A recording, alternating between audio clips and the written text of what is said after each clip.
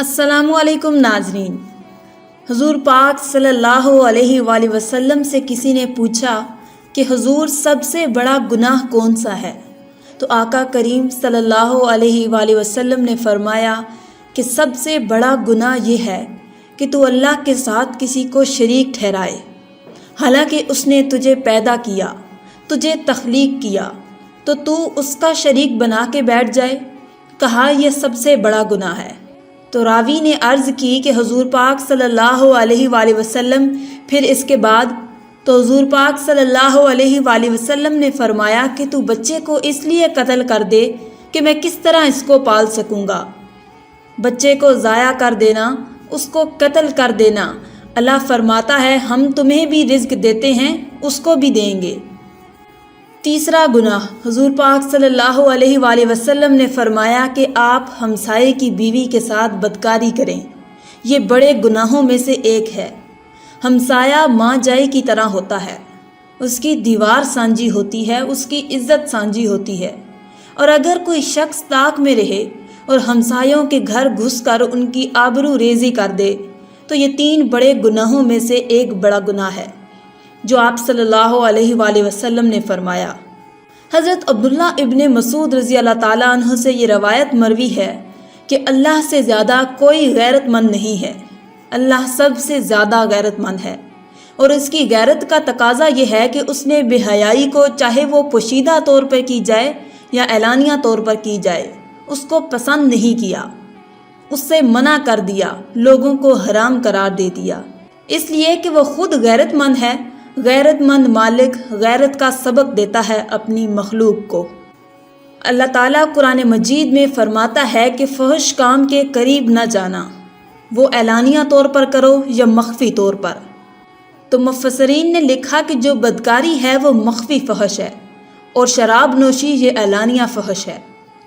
शराब नोश वो है जो छुप नहीं सकता। बदकार बाज़ औक़ात एक मुद्दत के लिए छुप जाता है, लेकिन एक बात जहन में रखिए, जो बदकार होता है वो दुनिया के ऊपर रसवा ज़रूर होता है। उसके चेहरे का नूर छीन लिया जाता है और उस पर मुसीबतें मुसल्लत कर दी जाती हैं और अल्लाह के कहरो गज़ब का शिकार हो जाता है। उसकी दुआएं कबूल नहीं होती, नेक लोगों की दुआओं से उसका हिस्सा निकाल दिया जाता है, लेकिन बहरहाल एक मुद्दत के लिए छुप जाता है। लेकिन शराबी अपने जुर्म को नहीं छुपा पाता, तो कहा कि जो मख्फी जुर्म है वो बदकारी है।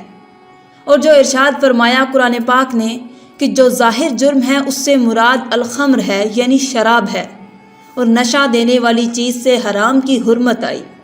फरमाया कि हर नशा आवर चीज़ शराब है और हर शराब हराम करार दे दी गई है।